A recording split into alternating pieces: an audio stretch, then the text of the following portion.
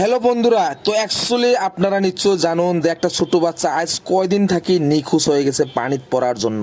তো speed boat আরক্ষী বহুত খোঁজাখুঁজি করার মাঝেও না পাওয়ায় আজকে বহুত গ্রাম থেকে যুবক ছেলে চলে আসছে সেই ছোট বাচ্চাটাকে খোঁজার জন্য। তো দেখুন কি কষ্ট মেহনতে খুঁজতেছে। তো তাদের জন্য অভিনন্দন জানাবেন যে যাতে সবাই মানুষের পাশে থাকে, একেই বলে মানুষ, কেননা মানুষের পাশায় থাকা উত্তম জরুরি। আজ না হয় কাল না হয় দুনিয়ায় একদিন সবাইকে চলে যেতে হবে, কিন্তু মানুষের পাশে থাকা উত্তম জরুরি।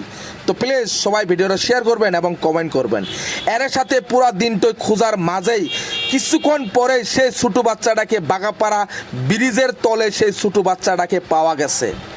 এবং এই যুবক ছেলেদের মেহনতেই আজকেই তিনারা মেহনত করছে, প্রচুর মেহনত করার মাঝেই সেই ছোটো বাচ্চাটাকে পাওয়া গেছে।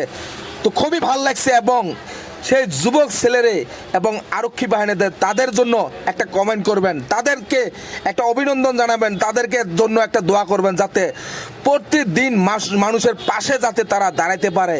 এবং কত অভিনন্দন, কত ভালো লাগছে যে মায়ের বুকটা খালি হয়েছে, তাদের পাশে বহুত যুবক ছেলে চলে আসছে। ভাই কেননা একদিন দুনিয়ার সবাইকে চলে যেতে হবে। তো সবাই মানুষের গরিব ধনী কেউ মানবেন না ভাই, সবার পাশে থাকার উত্তম জরুরি।